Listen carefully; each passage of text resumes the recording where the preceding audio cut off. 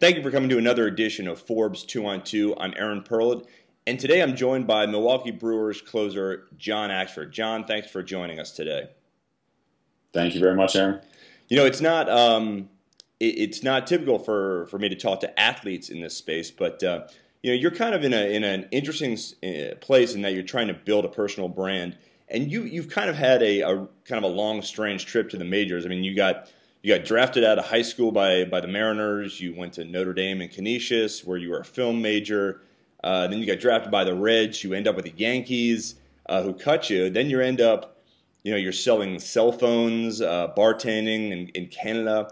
You hold a tryout, and the only scout that's able to make it because there was a snowstorm with somebody from the Brewers who end up signing you, and now you're pretty much the top closer in baseball. It's kind of a crazy road you've been on, John.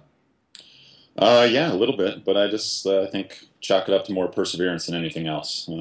I knew what I wanted to do. I knew what I wanted to accomplish. A few of those other things along the way, I guess, were just the stepping stones to get to where I wanted to be, which was playing Major League Baseball. So I'm sure when you were hawking cell phones, you had a lot of different companies and brands coming to you wanting endorsements. I mean, who doesn't want a 6'6" cell phone salesman endorsing their products, right? No, surprisingly, I wasn't getting very much then. No. But now things are obviously kind of different. You've had two pretty stellar years in the majors. You were actually tied for the National League Save Leagues this year. And you've had some brands that you're working with, like Wall Shavers, the Movember Foundation. You seem to be a man in demand. What's that like? It's a lot different, that's for sure, than what it was in the past. It's slowly, I guess, increasing a little bit more and more. It's enjoyable, but at the same time, you have to kind of, I guess, pick and choose.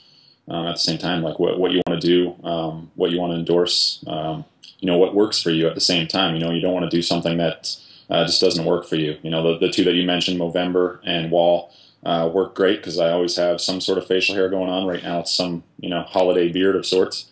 But generally it's a mustache, and I always need something to trim it up. And Wall was really great with helping me out with endorsements and also helping support Movember, which is a great cause for prostate cancer.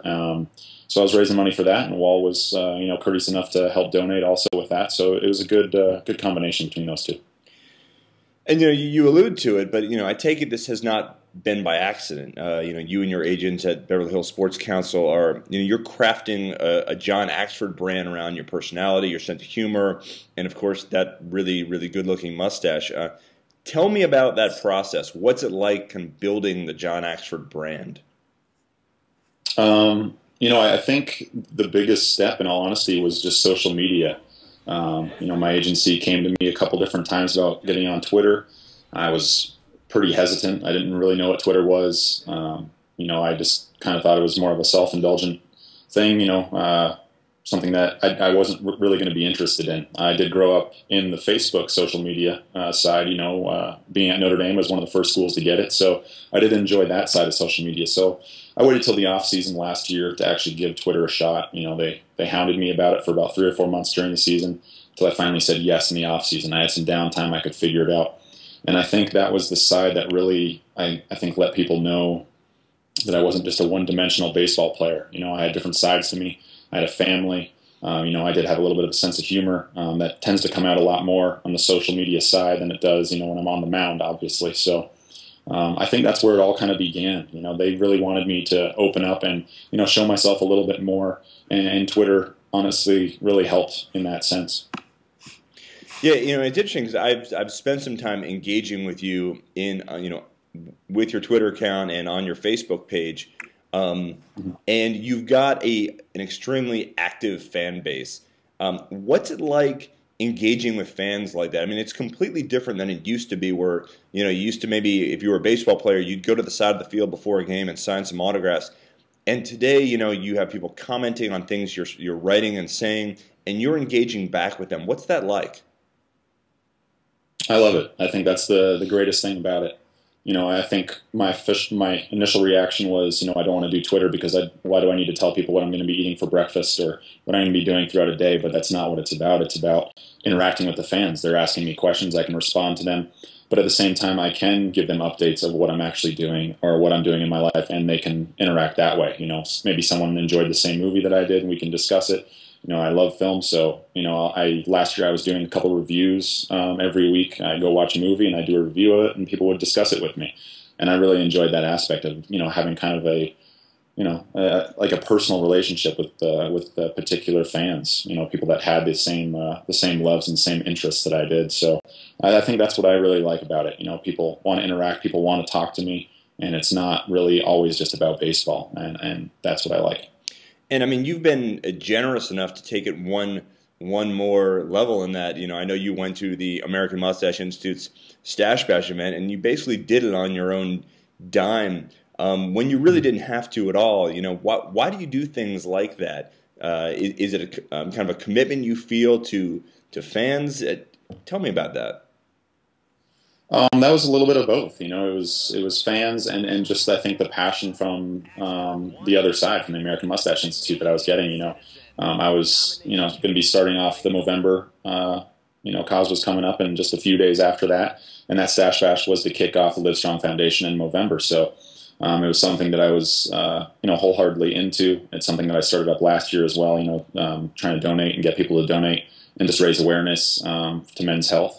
So I thought this was just a really cool idea. I was never thought of going to a mustache party, I guess, of any sorts. And my mustache kind of became its own thing over the last couple of years in Milwaukee. And I thought it'd be kind of cool to attend something like this and actually, kick off the love for Movember and actually, and mustaches. But like I said, it was mostly, I think the passion that I was getting from the other side too. I did an interview.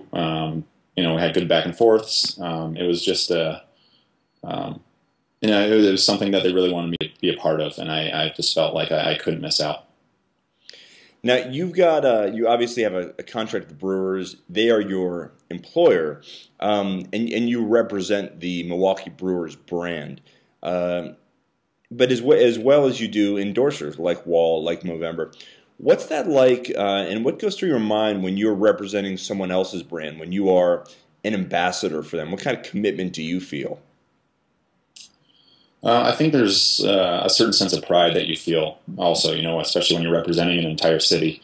And Milwaukee's a great city.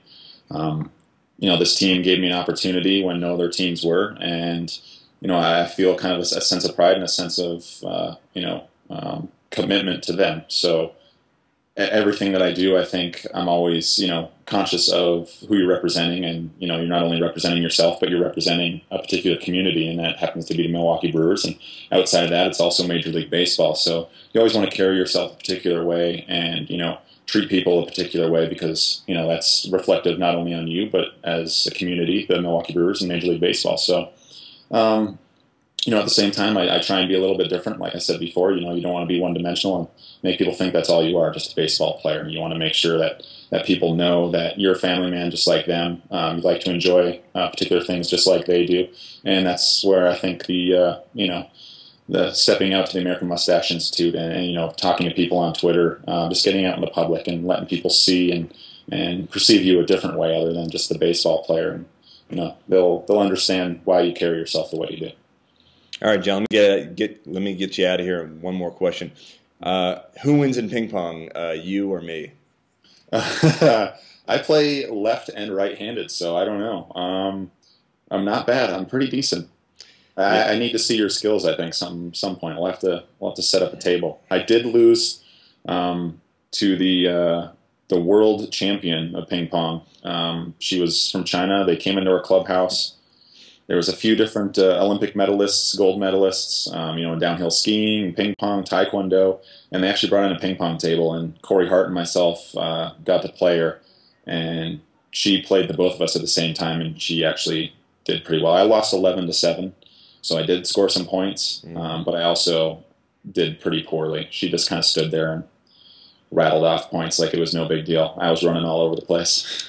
Well, in that you are, long and lean, a professionally trained athlete, and I am short and fat, and I sit behind a desk. I'm going to guess that maybe I'm miscalculating. You possibly could beat me. That's very possible. I don't know. we'll have to set it up. I think we'll get that on you too. We will settle this on the ping pong. Well, John Axford, thank you for joining me on Forbes 212, and thank you for watching another edition of Forbes 212. I'm Aaron Perlett. Thank you very much. Thanks, Aaron.